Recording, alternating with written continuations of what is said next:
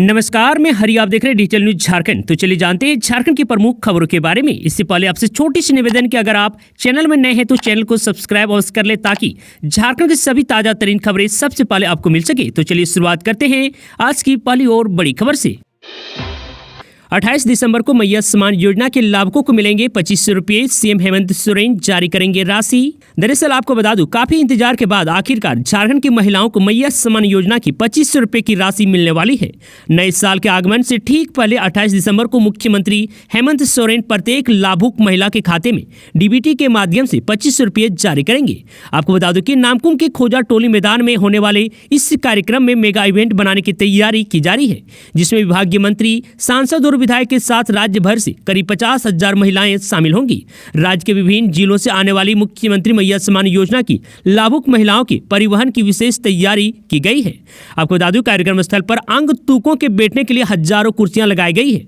मंच को भव्य तरीके से तैयार किया जा रहा है, जो 27 दिसंबर की शाम तक बनकर तैयार हो जाएगा। संभावना है कि तैयारियों का जायजा लेने 27 दिसंबर को खुद मुख्यमंत्री हेमंत सोरेन कार्यक्रम स्थल का दौरा करेंगे। अब 28 फरवरी तक ई-केवाईसी करा सकते हैं राशन कार्डधारी। दरअसल आपको बता दूं, खाद्य आपूर्ति विभाग के प्रभारी सचिव उमा शंकर सिंह ने राष्ट्रीय खाद्य सुरक्षा अधिनियम से जुड़े लाभुकों के लिए ई-केवाईसी कराने की अवधि 28 फरवरी तक बढ़ा दी है। श्री सिंह ने रांची, जमशेदपुर व धनबाद के SRO व सभी जिला आपूर्ति पदाधिकारी को पत्र लिखकर ई-केवाईसी का कार्य निर्धारित अवधि में पूरा करने का निर्देश दिया है। जन वितरण प्रणाली दुकानों के माध्यम से राज्य में आधार आधारित बायोमेट्रिक प्रमाणीकरण के आधार पर लाभुकों के बीच नमक, चीनी, दाल एवं धोती, साड़ी आदि का वितरण किया जाता है। इधर पाया गया कि ई-केवाईसी के लिए आधार प्रमाणीकरण के लिए झारखंड ऑथेंटिक्स यूजर्स एजेंसी के सर्वर पर लोड बढ़ जाने के कारण सर्वर काम करना बंद कर दे रहा है। इस तकनीकी कठिनाइयों का कारण ना तो खाद्यान्न एवं अन्य आवश्यक सामग्री का वितरण हो पा रहा है और ना ही ई-केवाईसी का काम पूरा हो पा रहा है। इसलिए पहले खाद्यान्न एवं अन्य आवश्यक सामग्री वितरण कार्य को प्राथमिकता दी जाएगी। वितरण के बाद बचे हुए समय में ई-केवाईसी का कार्य पूरा किया जाएगा। मुख्यमंत्री हेमंत सोरेन ने पूर्व प्रधानमंत्री अटल बिहारी वाजपेयी और शहीद निर्मल महतो की जयंती पर उन्हें श्रद्धांजलि अर्पित की। दरअसल आपको बता, हेमंत सोरेन ने सोशल मीडिया पर एक पोस्ट के जरिए भारत रत्न स्वर्गीय अटल बिहारी वाजपेयी और उनकी जयंती पर शत शत नमन किया। उन्होंने कहा कि अटल जी के योगदान को हमेशा याद किया जाएगा और उनकी कड़ी मेहनत एवं समर्पण ने देश की राजनीति को एक नई दिशा दी है। और वहीं दूसरी ओर मुख्यमंत्री ने एक और पोस्ट में झारखंड के वीर सपूत, महान क्रांतिकारी और आंदोलनकारी शहीद निर्मल महतो को उनकी जयंती पर शत शत नमन किया। हेमंत सोरेन ने कहा कि निर्मल महतो की कुर्बानी और संघर्ष की वजह से झारखंड की जनता को एक नई जागरूकता मिली और उनका योगदान राज्य के इतिहास में हमेशा याद रखा जाएगा। मुख्यमंत्री हेमंत सोरेन ने इन महान नेताओं के योगदान को याद करते हुए उनकी विचारधारा और उनके द्वारा किए गए कार्यों को प्रेरणादायक बताया है। झारखंड आ रहे रघुवर दास 27 दिसंबर को लेंगे भाजपा की सदस्यता, मिल सकती है बड़ी जवाबदेही। दरअसल आपको बता दूं, उड़ीसा के निवर्तमान राज्यपाल रघुवर दास 26 दिसंबर को झारखंड पहुंचेंगे। वह दोपहर करीब 3 बजे विशेष विमान से रांची पहुंचेंगे। आपको बता दूं कि झारखंड के पूर्व मुख्यमंत्री रघुवर दास राज्यपाल के पद से इस्तीफा देने के बाद अब सक्रिय राजनीतिक में लौट रहे हैं। आपको बता दूं, वह शुक्रवार को भारतीय जनता पार्टी भाजपा की सदस्यता ले सकते हैं। इसके बाद वह पार्टी के आला नेताओं से मिलने दिल्ली जाएंगे। आने वाले दिनों में भाजपा का केंद्रीय नेतृत्व श्री दास को संगठन में बड़ी जवाबदेही दे सकता है। आपको बता दें कि राष्ट्रपति द्रौपदी मुर्मू ने मंगलवार को मिजोरम के मौजूदा राज्यपाल हरिबाबू कंभमपंती को उड़ीसा का नया राज्यपाल नियुक्त किया है। राष्ट्रपति ने उड़ीसा के राज्यपाल पद से रघुवर दास का इस्तीफा भी स्वीकार कर लिया है। आपको बता दें कि रघुवर दास को 18 अक्टूबर 2023 को उड़ीसा का राज्यपाल नियुक्त किया गया था। बोकारो में सभी पेट्रोल पंप संचालक ने नो हेलमेट नो पेट्रोल का लगाया बोर्ड। सेठ जवलकर ने पत्र जारी कर जिले के सभी पेट्रोल पंप संचालकों को पंप परिसर में नो हेलमेट नो पेट्रोल का बोर्ड लगाने का निर्देश दिया है। साथ ही इस पर सख्ती से अमल करने को भी कहा है। पेट्रोल पंप संचालकों को भेजे पत्र में डीटीओ ने लिखा है कि झारखंड के परिवहन विभाग से प्राप्त निर्देश के अनुसार सुरक्षा के दृष्टिकोण से 2 पहिया वाहन चलाने वाले व पीछे बैठे व्यक्ति को हेलमेट पहनना जरूरी है। इसका पालन कराने में पेट्रोल पंप संचालक सहयोग करें और अपने परिसर में नो हेलमेट नो पेट्रोल का बोर्ड लगाते हुए बिना हेलमेट वालों को पेट्रोल नहीं दें।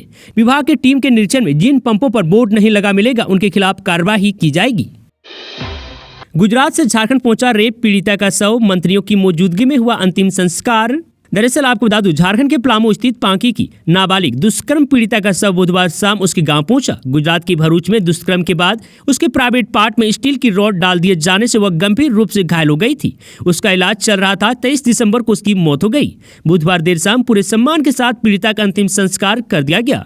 बता दें कि पीड़िता के शव को मुख अग्नि दिए जाने के समय झारखंड सरकार के वित्त मंत्री राधा कृष्ण किशोर और पूर्व मंत्री बैजनाथ राम मौजूद थे।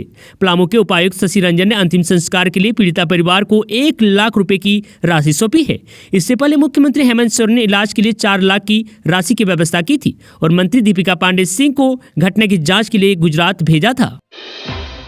हादसे में पूर्व प्राचार्य और पुत्र समेत 3 की मौत। दरअसल आपको बता दूं, लोहरदगा में मंगलवार की देर रात सड़क हादसे में पिता पुत्र समेत 3 लोगों की मौत हो गई। मृतकों में 72 वर्षीय गोशनर कुजूर, उनके बेटे डेविड कुजूर और गोशनर के साले मार्कुस कुजूर शामिल है। गोशनर कुजूर बलदेव साहू कॉलेज लोहरदगा के पूर्व प्राचार्य थे। हादसा कार के अनियंत्रित होकर गड्ढे में गिरने से हुई। घटना चट्टी मुख्य मार्ग NH 148A पर हुई है। आपको बता दें कि गोशनर कुजूर और डेविड कुजूर लोहरदगा छतरपुर बगीचा के निवासी थे। गोशनर कुजूर बलदेव साहू कॉलेज लोहरदगा के प्राचार्य भी रह चुके थे। गोशनर कुजूर की रांची में डायलिसिस कराने के बाद उनके पुत्र 30 वर्षीय डेविड कुजूर और उनका साला मार्कुस कुजूर कार से लोहरदगा लौट रहे थे। नंदनी पुल के पास कोटा मोड़ पर कार अनियंत्रित होकर गड्ढे में जा गिरी। घटना की सूचना मिलने पर ग्रामीणों ने पुलिस की मदद से तीनों को सदर अस्पताल पहुंचाया, जहां डॉक्टरों ने तीनों को मृत घोषित कर दिया। झारखंड के 6 शहरों में बनेंगे 500 बेड के कामकाजी महिला हॉस्टल। 141 करोड़ रुपए होंगे खर्च। दरअसल आपको बता दूं, झारखंड औद्योगिक क्षेत्र विकास प्राधिकार ने राज्य के 6 शहरों में 500 बेड के कामकाजी महिला छात्रावास निर्माण की तैयारी की है। रांची, जमशेदपुर, बोकारो, धनबाद, हजारीबाग और देवघर शहरों में इन छात्रावास का निर्माण करवाया जाएगा। 6 छात्रावास के निर्माण में 141 करोड़ रुपए खर्च किए जाएंगे। यानी कि प्रत्येक छात्रावास निर्माण में 23.50 करोड़ रुपए खर्च करने का टारगेट है। आपको बता दूं कि इन छात्रावास का निर्माण केंद्रीय वित्त मंत्रालय की विशेष सहायता योजना के तहत पूंजी निवेश के तहत किया जाना है। SASCI योजना के तहत केंद्र सरकार 50 सालों के ब्याज मुक्त ऋण पर राज्यों को वित्तीय सहायता देती है। गुमला में टेम्पो पलटने से बच्ची की मौत। हादसे में एक ही परिवार के 5 लोग घायल। दरअसल आपको बता दूं, गुमला के सिसई थाना के ओलमुंडा के पास बुधवार की शाम टेम्पो पलटने से आमकुली निवासी विजय लोहार की बेटी अंजनी कुमारी की मौत हो गई। वहीं टेम्पो में सवार होलिका कुमारी, विष्णु कुमार, सुनीता देवी, अर्जुन लोहार व घूरन लोहार घायल हो गए हैं। सभी एक ही परिवार के सदस्य हैं। घायलों का प्राथमिक इलाज रेफरल अस्पताल सिसई में होने के बाद सभी को सदर अस्पताल पहुंचने पर डॉक्टर राहुल देव द्वारा अंजनी को मृत्यु घोषित कर दिया, जबकि बाकी घायलों का इलाज सदर अस्पताल में चल रहा है। घटना के संबंध में मृतका के पिता विजय लोहार ने बताया कि वे सभी टेम्पो से ओलमुंडा स्थित अपने रिश्तेदार के यहां क्रिसमस मनाने गए थे, जहां से अपने घर आमकुली लौटने के क्रम में ओलमुंडा ढलान के पास टेम्पो अनियंत्रित होकर पलट गया और यह हादसा हुआ। इधर बच्ची के शव को गुरुवार को सदर अस्पताल में पोस्टमार्टम के बाद परिजनों को सौंप दिया जाएगा। झारखंड में दिव्यांग लड़की से रेप करने वाले का घर फूंका गया, नहीं पकड़ा गया दरिंदा, तलाश में जुटी पुलिस। दरअसल आपको बता दें, झारखंड के धनबाद के सरायढेला थाना क्षेत्र के जगजीवन नगर हनुमान नगर रेप कांड में 36 घंटे के बाद भी आरोपी सेंट्रल अस्पताल के सफाई कर्मी अजीत डोम को पुलिस नहीं पकड़ सकी है। सरायढेला पुलिस कई टीम बनाकर उसकी तलाश में जुटी हुई है। अजीत के संभावित ठिकाने और उसके रिश्तेदार के घर पुलिस ने दबिश दे दी है, लेकिन वह अभी तक नहीं मिला है। वहीं आरोपी का घर फूंक दिया गया है, यानी कि जला दिया गया है। पुलिस घर में आग लगाने वालों की भी तलाश कर रही है। हालांकि इसे लेकर अभी तक कोई शिकायत दर्ज नहीं की गई है। दुमका के कई होटलों में छापेमारी, अचानक पहुंची नगर परिषद की टीम। दरअसल आपको बता दूं, झारखंड के दुमका नगर परिषद ने बकाया टैक्स वसूली करने के लिए गंभीर है और राजस्व संग्रह करने के लिए जोरों शोरों से अभियान चलाना शुरू कर दिया है। मंगलवार को नगर परिषद ने होल्डिंग टैक्स नहीं देने वाले 3 होटल और 3 रेसिडेंसी होटल पर छापेमारी की। सभी होटल के संचालक ने 4 साल से टैक्स का भुगतान नहीं किया है और अब यह कर बढ़कर 11 लाख तक पहुंच गया है। अचानक नगर परिषद की टीम को सामने देकर एक संचालक ने तो तुरंत पैसा जमा करा दिया, जबकि 5 ने 2 दिनों का समय लिया है। अगर ये लोग तय समय में टैक्स जमा नहीं करते हैं तो उनके होटल को सील कर दिया जाएगा। दुमका शहर के भोजपुर, अशोका होटल, सोना होटल, उमा चौधरी होटल, वामा आदौआ, मूर्ति देवी पर करीब 11 लाख का होल्डिंग टैक्स का बकाया है। चौकीदार बहाली में अनियमितता के खिलाफ प्रदर्शन कर रहे अभ्यर्थियों को पुलिस ने जबरन हटाया। हिरासत में लिए गए कई प्रदर्शनकारी। दरअसल आपको बता दूं, गोड्डा जिले में चौकीदार बहाली में अनियमितता के खिलाफ प्रदर्शन कर रहे अभ्यर्थियों को गोड्डा पुलिस ने जबरन धरना स्थल से हटा दिया है। मालूम हो कि ये छात्र पिछले एक सप्ताह से अनिश्चितकालीन भूख हड़ताल पर थे। अभ्यर्थियों की मांग थी कि गोड्डा में चौकीदार बहाली में बड़े पैमाने पर अनियमितता हुई है। साथ ही आरोप लगाया गया कि यह बहाली स्थानीय स्तर पर होनी थी, जबकि पहले एडमिट कार्ड राज्य से बाहर के लोगों को जारी कर दिया गया और फिर रिजल्ट में उन्हें भी शामिल कर लिया गया।